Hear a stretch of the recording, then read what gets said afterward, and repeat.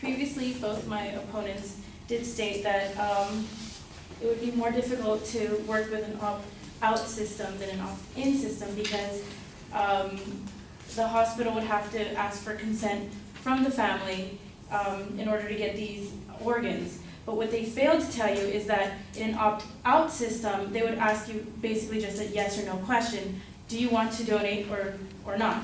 In an opt-in system, the hospital would have to sit down with the family and ask them organ by organ, which organ would you like to donate? Would you like to donate their heart, their liver, their skin, their eyes? And that's even more painful for the family who just is already dealing with loss, and they have to think about their family member getting their eyes popped out, which is a lot worse.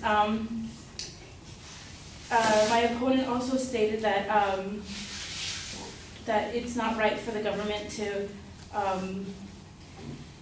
assume that your property is being already spoken for by the government, but from the National Center of Biotechnology, they actually say that they actually define a human corpse as not being property, but more of a weight of material. And a corpse isn't an integral part of the human being anymore once they're dead. So legal human rights are only applicable to living humans and not a corpse. So that completely takes out the whole, it's certain property, because again, you can't inherit somebody's organs once they're dead. It's not property at all. Also, according to Mayo Clinic, organ donation abides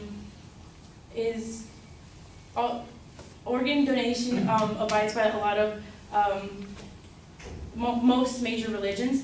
My opponent did speak about the Shinto religion, also the Amish religion, and I'll throw in the Jehovah's Witness in there too.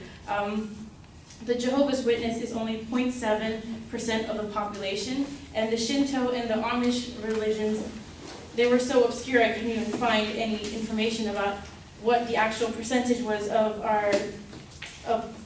our population. And even though these people were to opt out, it wouldn't really affect it as much. But then my opponent then says that it's just because it's small, it doesn't have to have purpose. Where previously she did say that our country with an opt-in system, and I think it was Spain, you said, that had only 0.1% more than us with an opt-out system. It was Portugal. Portugal, sorry. They only had 0.1%, but first she says it's not enough to be a big difference with an opt-out and opt-in system, and we should just better our opt-in system. But then she says that this obscure amount of people who would rather opt out, they do have a purpose. So her,